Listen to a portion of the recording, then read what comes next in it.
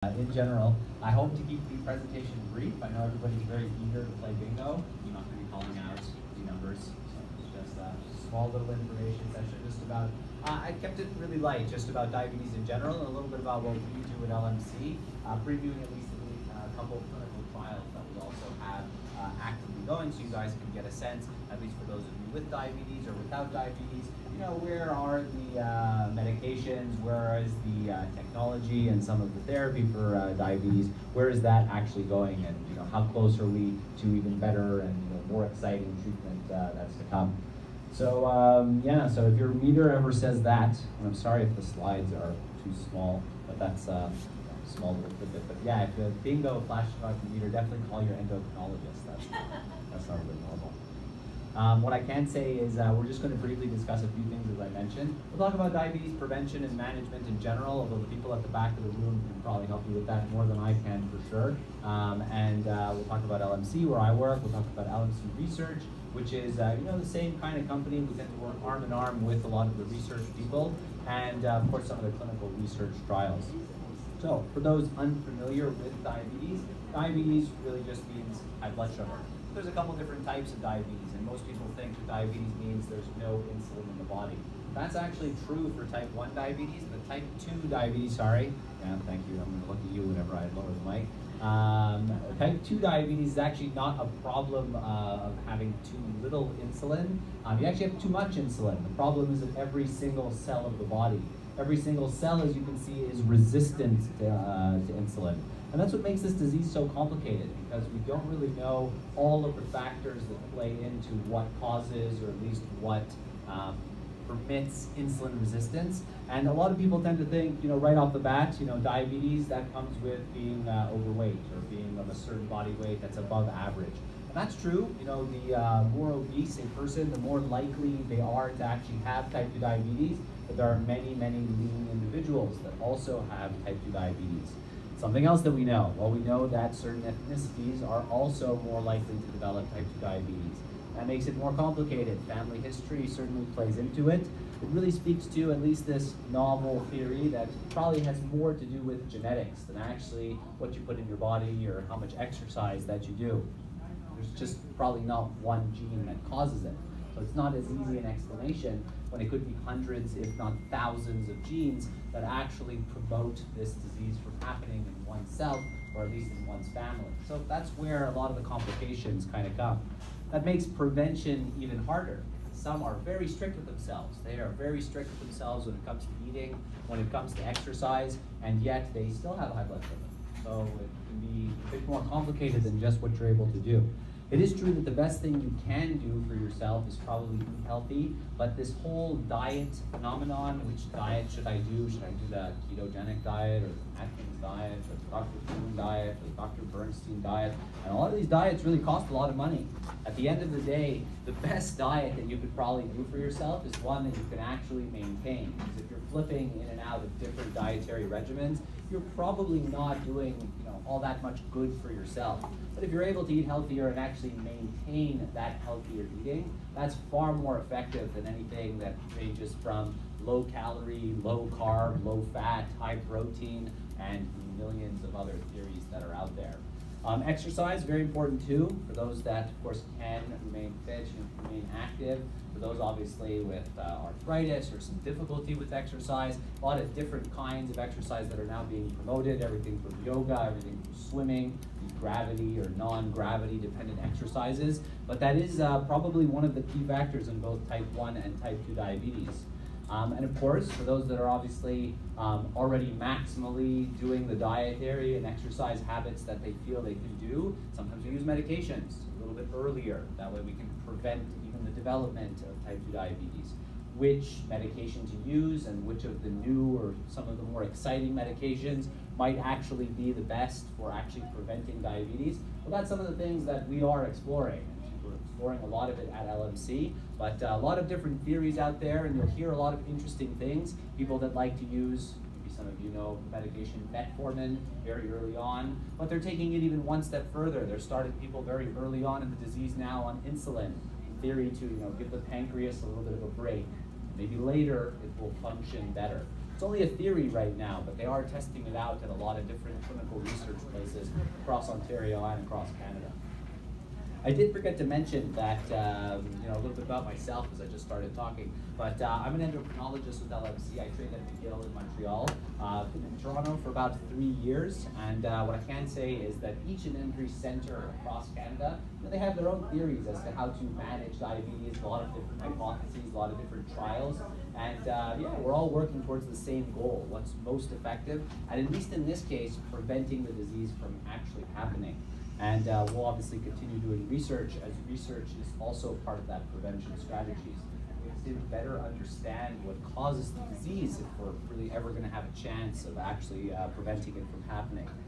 What's probably more important, at least when you go see your endocrinologist, you have diabetes, they may not be as concerned about getting rid of the diabetes, and that's because we're not talking about a disease that you just give antibiotics for that tends to go away, which is what people strive for when they find out they have a chronic illness. They'd like to get rid of it. And that's obviously the goal overall, but it's more difficult for some rather than others to maintain things without needing any medications. This is definitely the priority for most doctors, which is not necessarily to reverse the disease course, although that's ideal, but more so to prevent the complications that happens from diabetes. That's because high blood sugar, unless it's very high, doesn't really cause a lot of symptoms, doesn't cause a lot of problems, except that in the background, it's actually promoting some of the diseases that are actually well known. Everything from eye disease to kidney disease to heart disease and stroke, everything is more likely to occur depending on how high your blood sugar is. And you can, of course, interrupt me anywhere along the way if you guys get confused along the way or have your own questions about diabetes. Remember, the slides are just there to help us move things along. And, of course, your own questions are far more important. What makes it even more a difficult disease to actually control and to treat, sorry, this side. But what I can say is that complications tend to occur at any point in the disease. People, at the bottom you'll see the progression, if you will, from pre-diabetes to diabetes. A little bit higher you see when cardiovascular complications tend to occur. What you see above that is microvascular complications. That's the eye disease and the kidney disease. And you can see that it doesn't necessarily happen 10 or 15 years after the disease. The graph is showing you that it can happen even before some people are even diagnosed with type 2 diabetes, making it even more complex a disease to actually address and treat. What we can do though, and what your endocrinologist or your family doctor, whoever manages your diabetes usually focuses on first, is the A1C. It's that 3-month average that everybody talks about whenever they go to the doctor.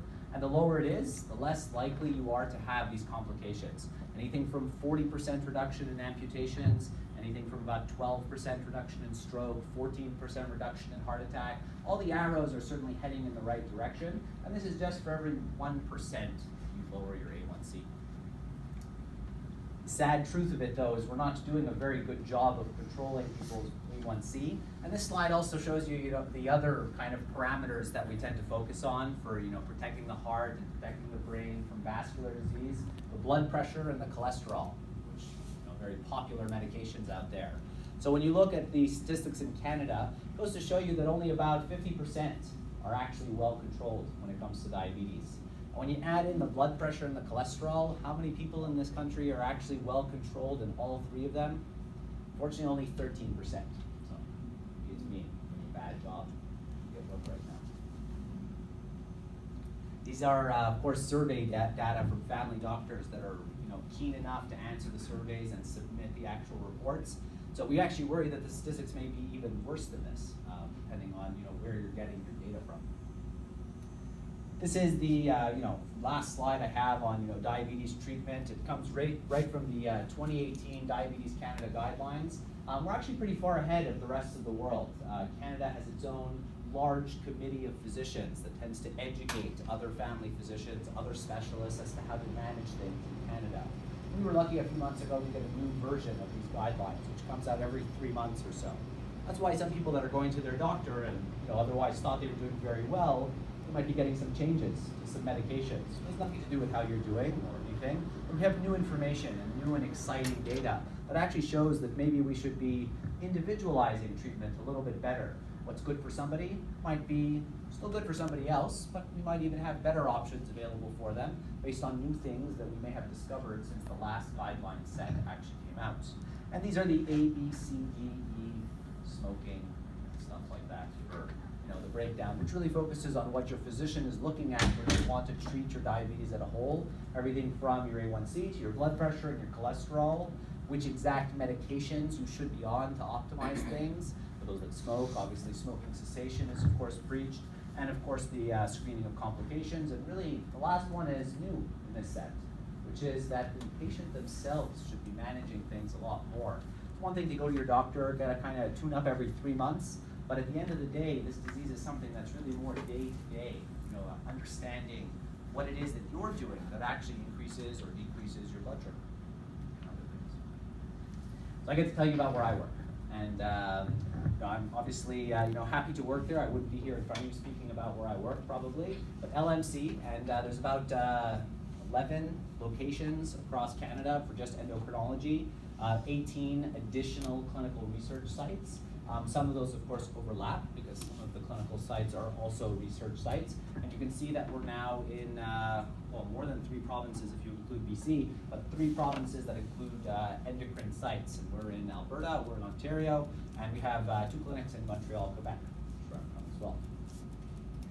What I can say when people kind of ask, well, how big is LMC? Well, we have 52 endocrinologists across all of the different clinical sites and research sites. When people really want to get a sense of where 52 endocrinologists comes from, well, in the entire U of T department, there's about 25 endocrinologists, and that's probably by far the largest department in Canada. When you compare it to some of the well-known diabetes center in the United States, well, Joslin Diabetes Center is mostly known about endocrinologists. They have about 40 endocrinologists. Ones that people tend to know a lot more, like the Mayo Clinic or the Cleveland Clinic, well, they have only about 40 endocrinologists and 30 endocrinologists respectively. So us, lowly country in Canada, well, we have more endocrinologists that work together than any group in the United States. And we think we're the biggest in the world, but it's hard to get statistics in Asian countries. What I can also say, in addition to being the largest group, at least in North America, is that we also have the largest clinical diabetes education group. We have about 37 diabetes educators across nurses, dietitians, and pharmacists that all have specially trained themselves in diabetes. And of course, we have the by far largest research site and private clinic in Canada. Most of the large research arms are affiliated with universities, and we are not affiliated with any university. We're a private group. Of course, the term private group makes people think that we don't bill OHIP. That's not true. That's something true in the United States. Private just means you're, a self-sustaining kind of clinic, and you're not affiliated with any public or academic institution. And we have a phase 1 research unit, which is when we really test out things before you're even going to see them on the market for maybe 5 to 10 years. And we do have phase 3 and phase 4, phase 2 clinical research sites. These are mostly for medications. They're tested across all of the sites. Most of them are already safe, and we're kind of testing them out to what we consider the best care for diabetes, to see if it can beat out what we consider the best care for diabetes. People often ask me, well, why do I work at LMC? Well, I think that, in terms of being able to provide an all-encompassing service, everything from working with 50 endocrinologists, there's anywhere between 2 and 7 endocrinologists that I work with at each of the respective clinics. I'm fortunate enough to work at 2 clinics, one just under Sunnybrook Hospital at Bayview, and one in West, in Oakville, which is a great place. What I can also say that LMC tends to, of course, promote for themselves is the short wait times, the multidisciplinary approach. I'll show you some slides that really show that LMC has really tried to make themselves the one-stop shop for diabetes. You don't just go to see your endocrinologist, your diabetes educator. There's a pharmacy there, and we don't really want to promote too much of using the medications, although they do dispense medications. It's a service pharmacy. The idea for you to understand the medications that you're on. And often, we find out whether people are taking them or not taking them, as well as side effects and potential reasons why somebody might not be taking them, as well as some other services I'll show you soon. We're also pretty quick when it comes to turnaround times. There's no long wait times at LMC. I know that my boss always preaches, if it's getting to longer than 3 months, well, that's all well and good. That's good for the clinic. It means the endocrinologist is getting busy, but it also means it's time to add another endocrinologist. So usually the wait times stay fairly low.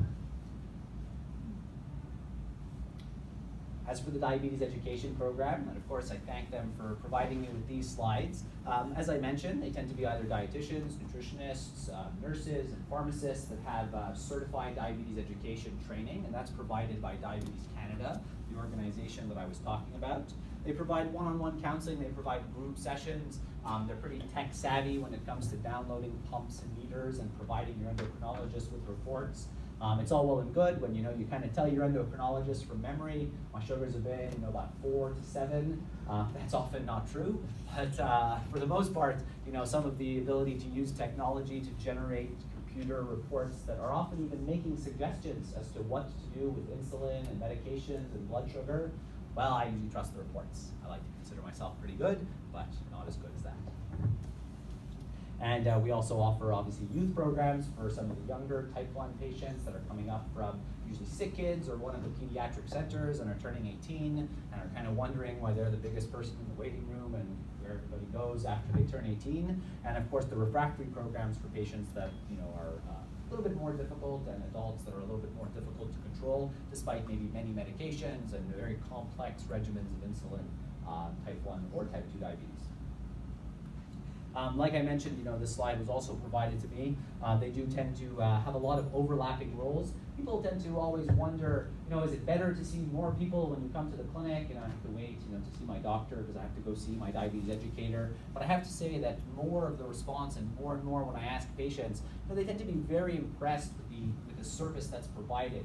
You tend to see multiple specialists. They're all giving you different time points, different expertises. And by the time you do get to see your endocrinologist, most has already become clear as to which direction the therapy or the management might go, and you get to understand better as to why certain choices and certain behaviors are being made. As I was mentioning, in addition to the 3 services we talked about at the top, research being the third, these are some other services that have now been added to all 7 of the LMC clinics. So we also have the pharmacy, and now we've added optometry and chiropody, because in general, people with diabetes need some screening for complications, and so better to have it, in a team environment where everybody can kind of speak to each other. Some like to split it up. They maybe see their endocrinologist and one of the additional services. Some like to do it all in one shot, like an HMO style American clinic, where you go and you get your eyes checked, your liver checked, your diabetes checked, your physical, and then you're done for a whole year. But I do obviously want to point out that the center of the team, and this is some new diabetes education material that hasn't even been published yet, but we're going to be providing it to patients and to providers, that at the center of the team, that's you. And the goal here is really to provide you with the ability to manage and to educate yourself and to make decisions about your diabetes. And everybody around that's a member of the team, each provides you with their respective expertise. And not everybody sees everybody. Some who aren't as complex and maybe don't need a complex insulin regimen, or have perfect feet or eye care, might see some of these specialists every 1 to 2 years. And we do, of course, involve the family physician, because at the end of the day, it's about educating, or at least providing the family physician with the management tools, so that when you go there, they have no idea what's happened or why your endocrinologist changed your medication. But we're able to communicate through a lot of high-tech software environment, so it's important that we use that. It's unfortunate that some clinics are a bit behind. This is where I work. This is the LMC Bayview. It's also where our phase 1 research unit is, so it's right at the corner of Bayview and Eglinton. And inside, it's like a little mini hospital. Our phase 1 unit, it does look like a mini hospital, and they're able to take blood and they give you IVs. Certainly all the emergency equipment that's needed. We haven't had to use it yet, so that's great. We don't want to. And some of the exciting things that we've been able to test out are things that probably won't even be available in Canada for a little while. This here is an implantable sensor. It makes sense. Someone with diabetes, they can't really sense their blood sugar. People now, test their blood sugar on a little blood machine. Tells them, at that very second what their sugar is. There's meters, that you can now almost implant, continuous meters, that tell you in real time, what your sugar is doing. But those last a few days, maybe 5, 6 days. You have to take it out, change it, use another one. Very popular in kids, particularly amongst parents that want to kind of monitor what their sugar of their children is doing. This one is now implantable for 6 months. We were able to test it out in children as young as 12. That's kind of what it looks like, and you can barely see it after it's implanted under the skin. And as mentioned, it can provide you with some high-tech data and recordings of your sugar 24 hours a day, 7 days a week. It can warn you, of course, if your blood sugar is going low. And it's definitely some exciting technology that we're excited to get in Canada. It just got FDA approval. Some other exciting things. Most people in the type 2 diabetes world, they're not used to insulin pumps. They don't work well because you have to have enough insulin use to be able to change it every 3 days. But most will burn through their insulin faster than that. And type 2 diabetes, we tend to use more long-acting insulin. So insulin pumps, really more a type 1 diabetes kind of space. What we are seeing now is a much easier pump to use. You kind of just slap it on. More, press on it, less, press on it. So it's become much easier to use some of these quick and easy to use patch pumps. This was one that we got to test out at LMC. Certainly didn't look like that at the time, but this is what their prototype looks like. And this too we're excited to get, although we haven't gotten any updates about this device in a little while. So I'm almost done, and then we'll get go. Excited for. Some of the clinical trials, and I'm sorry if it gets a little bit too scientific here, and you guys can please ask me any questions if you do. But we have about 3 or 4 exciting clinical trials going on at LMC. 2 of them are centered around really exciting agents with diabetes. Some of them are available in Canada, others not on the public program just yet. So you need private insurance or a lot of money in order to be able to get the medications. But a lot of these newer medications will eventually become available on the public formulary. The first one, so for anybody that's eating right now, this is what's happening. Your sandwich goes into your stomach, and then you release these little gut hormones. And these gut hormones are actually promoting really good things in your body. They make you feel full. They promote a little insulin to come out of your pancreas. They tell you to stop eating so that you don't overeat. And they have some other effects on the liver as well as your brain that tell you, when to pump the brakes on eating. The problem is that your body wants to keep eating, so it breaks down this hormone. What we can do, though, in order to promote this good behavior that actually eating tends to induce, is give you very, very large doses of these hormones. And many of them are available on the market because they are good for lowering sugar, lowering weight, and they don't carry a very high risk of low blood sugar. So a really ideal agent for diabetes. Why you're not hearing about this being used is because it's not a pill. It's a needle. It's an injection.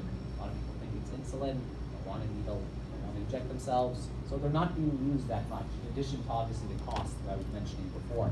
But we have daily agents and weekly agents. It wouldn't surprise me if some of you in the room, or at least on the first one, called Victoza. And of course not covered on the public programs. 2 of them have even been shown to be safe for the heart. Effective. So the FDA a couple of years ago, they said that all new diabetes medications, they actually have to show that they're safe for the heart. We got some scares back in 2008, so they don't mess around anymore. But in addition to being safe, 2 of these medications actually showed that we do better than the standard of care, which means that not only are we safe, but less people are having heart attacks, less people are having strokes, less people are having any cardiovascular disease at all, or most cardiovascular diseases, just by using these medications. So that was really exciting, because we never had a trial that actually did that.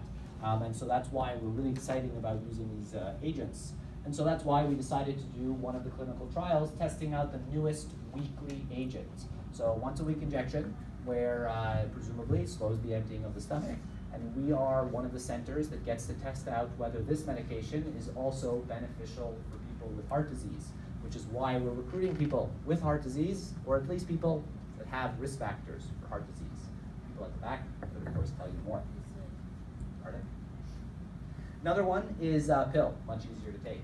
This one just makes you pee out sugar, which a lot of people, when I tell them that, they're like, wait, that's bad. When my sugar gets up really high, that's when I start to pee out sugar. So that's probably a bad thing to actually do with medications. But it's not true. If we actually block certain receptors in the kidney and let you pee out sugar, sugar in the blood goes down, and these calories that you pee out actually make you lose weight, which is why these are a new and exciting class of medications. There's 3 of them that you can get in Canada right now. This is the 4th one that should be coming out soon. And this one is a little bit, or maybe going to be a little bit better than the others, because it blocks 2 receptors instead of just 1. And that's what your kidney looks like, but nobody cares about renal physiology. And we're also enrolling patients. In this case, we have about 3 trials that are going to be going on with this medication. I'm just previewing one where we're going to be looking at both how effective this medication is and if it does anything to bone density. Now, some of these medications we worry about, are they going to cause osteoporosis? Are they going to help prevent osteoporosis? And so in this one, there's a 2-part of the study. It's 26 weeks, just to see how you do. And then we extend it up to about 2 years, just to see if there's any change in bone density. Because bone is slow. If we were only going to look at it over about 6 months, nothing would change. And others to come for people with reduced kidney function, which of course, as I mentioned, the people at the back give you more information. So I'm almost done. What I can say is that we also have trials for people that don't have diabetes. So these, fair game for anybody. The first one is looking at, of course, the flu vaccine. And everybody remembers that when you get the flu season almost coming, not too soon, is not a fun thing to get. And it is recommended to get the flu vaccine in Canada for anybody that has any heart disease, any kidney disease, or anybody above the age of 65. Just because the flu in that kind of category of people causes more problems than otherwise. But anybody can get the flu, so anybody can get the vaccine as well. It's just recommended for certain categories of people, healthcare professionals too, so I have to get mine. What we're testing out, of course, is a new flu vaccine. Some people with egg allergy, they can't get the flu vaccine because the flu vaccine is developed in chicken embryos. And so if you have an egg allergy, even though it's usually okay, some people have really bad reactions. So we're going to be testing out a plant-based vaccine.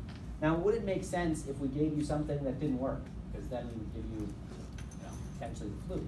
So why would you participate in this clinical trial if half of the people are going to get a new flu vaccine and half of the people get nothing? Well, we thought about that, so we got rid of the placebo group, and we're giving other people just the conventional vaccine. So we're going to see if it's any better, any worse than what you can otherwise get. So it's not really a losing out situation, even though only 50% of people get to try the new plant-based vaccine. And lastly, hopefully a disease that nobody ever has to succumb to or ever has to have is C. difficile. It's the disease that we worry about and why we try to limit antibiotic use, because when we give you antibiotics, we get to get rid of whatever bacterial infection you have, but we also kill the bacteria that lives happily in your colon.